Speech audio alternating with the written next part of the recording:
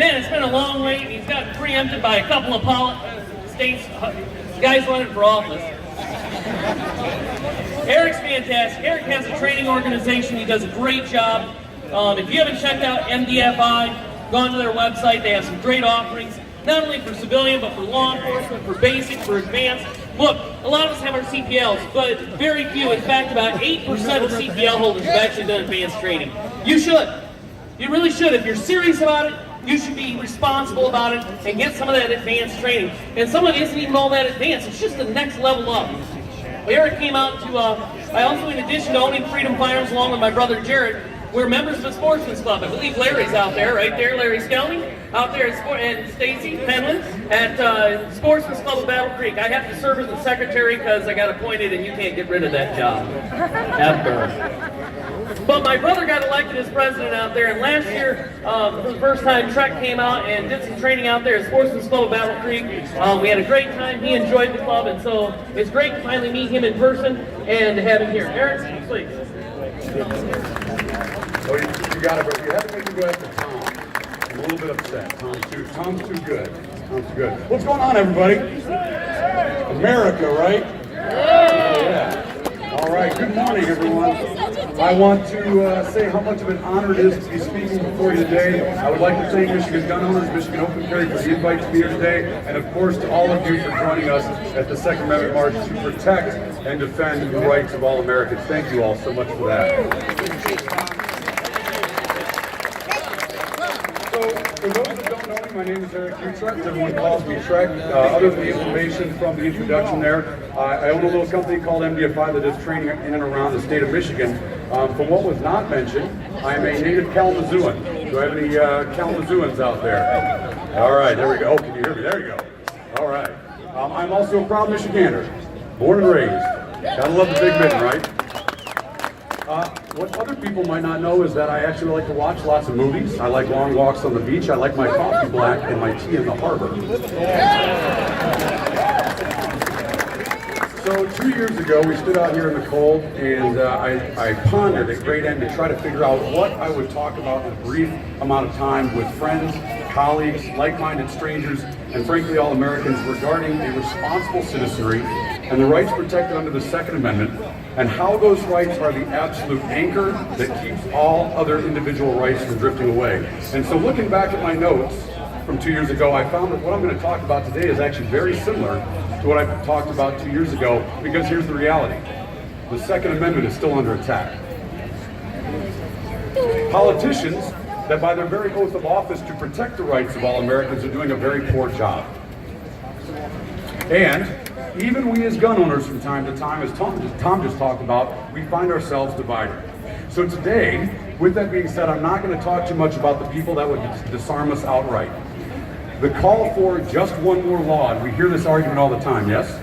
Just one more firearms law that would do nothing but turn fathers, mothers, sisters, and brothers into felons simply by executing and exercising their Second Amendment rights is folly, because I think you would all agree with me that criminals do not care for the laws of man. They do not. So on top of this crazy argument just to criminalize our neighbors for doing nothing more than having a tool to protect house, home, and country, all proposals that we have heard to disarm the American populace can easily be nothing but a pipe dream, because once we start factoring in facts, statistics, and plain old common sense, it's absolutely ridiculous. So my final thought, and we hear this all the time, is that only military and law enforcement should have guns. Only military and law enforcement should have guns. Now, as someone that was been in the military and prior law enforcement, I would simply respond by saying this: hey bro, hold my beer and watch me do this backflip.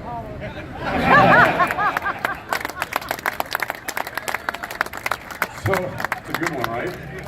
So, ladies and gentlemen, here is the unfortunate truth that I'm up in front of you to talk about today, and that is, those that would dismantle our Second Amendment rights and do so openly, literally say, I want to take your guns, they are not the biggest threat that we have to the Second Amendment. Those that believe that it is morally superior to be a subject and a victim, and to put their defense in someone else's responsibility, can we really take those people seriously? No, we absolutely can't. So the biggest threat to the Second Amendment actually can be summed up in one very easy sentence. And that sentence is, I'm all for the Second Amendment, but. I'm all for the Second Amendment, but. What an incredible way to say and sound like you care about the Second Amendment when in fact you really don't. And would you agree that politicians love to use that statement? Absolutely. So check this one out. Hey Trek, I'm all for the Second Amendment, but I'm going to need you to pay a couple $100s to put 3 millimeters of fabric over the top of your gun so you can walk around in public. Otherwise, you'll be a felon. And oh, by the way, if you don't, we're going to take everything that we have from you, and you got to do it every couple years, if it pleases the crown. Pretty ridiculous, right? Absolutely. Or my personal favorite, politicians say that they're all for the Second Amendment, but they stick us in gun-free zones. Gun-free zones that have done nothing but disarm law-abiding Americans and put them at the behest of armed actors. When we know statistically they do nothing to dissuade violent action. However, places that defensive rights are not restricted do far well for innocent life when violent action pops up. And on top of that, the Supreme Court has even ruled that no fee shall ever be affixed to a right. But what do we have? We have individuals that keep doing it, and who keeps allowing them to do it? We do, and that needs to stop. Okay, but we can't forget that these people back here that are all for the Second Amendment but, that whittle away our rights, do so with pen strokes. And they do so with pen strokes behind tall walls, guarded by people with guns. And they have their money guarded by people with guns. But the moment you and I ask to have our most precious resource protected by people with guns in our schools, they scoff because it's not politically correct. Now, luckily, in the state of Michigan and elsewhere, we have some masterminds that they're working with, some top men that have come up with some crazy ideas, such as buckets of rocks and cans of soup to throw at armed school shooters. And I'm kidding you not, there is one Michigan school district right now that officially has just issued wasp spray to teachers to use against armed school shooters. Ladies and gentlemen, I'm going to say that one more time. I hope you record this. Bug spray for bugs against people with guns. This is the best option that these people will allow when it comes to our most precious resource, which is our children. So we must remind these people that through gross negligence or criminal action that violate their oaths of office that simply say, I will protect and defend the Constitution of these United States and all the rights protected therein, that is not representation of a free America, and we must show them the unemployment line at our earliest opportunity.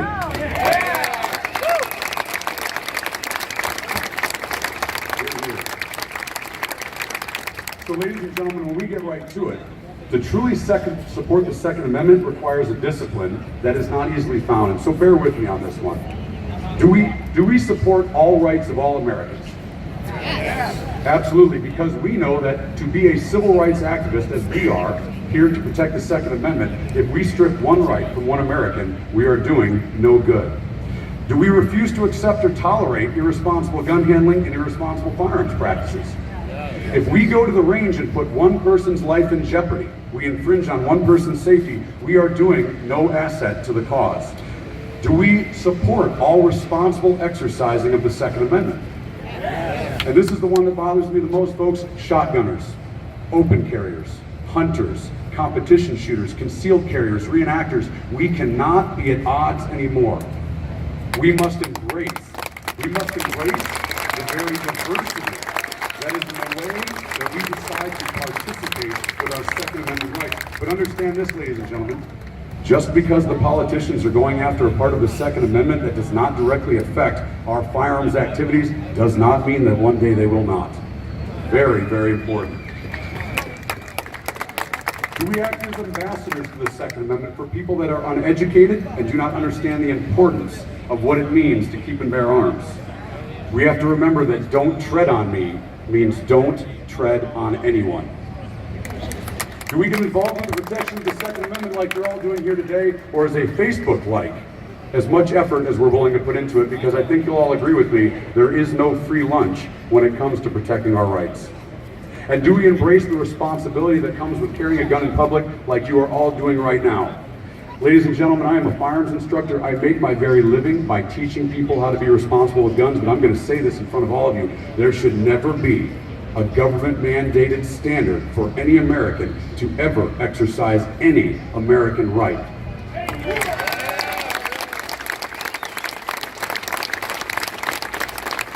With that being said, we have to take on that responsibility and demand accountability should any of us act irresponsibly through ignorance as an excuse.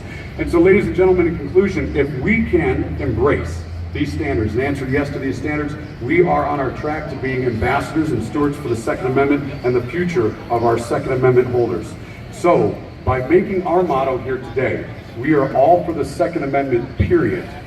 We can create a unified front of responsibly armed Americans that understand the gravity of what it means to keep and bear arms as a citizen of this great nation, because we know that if we allow this right to go the way of the dodo, every other right will follow.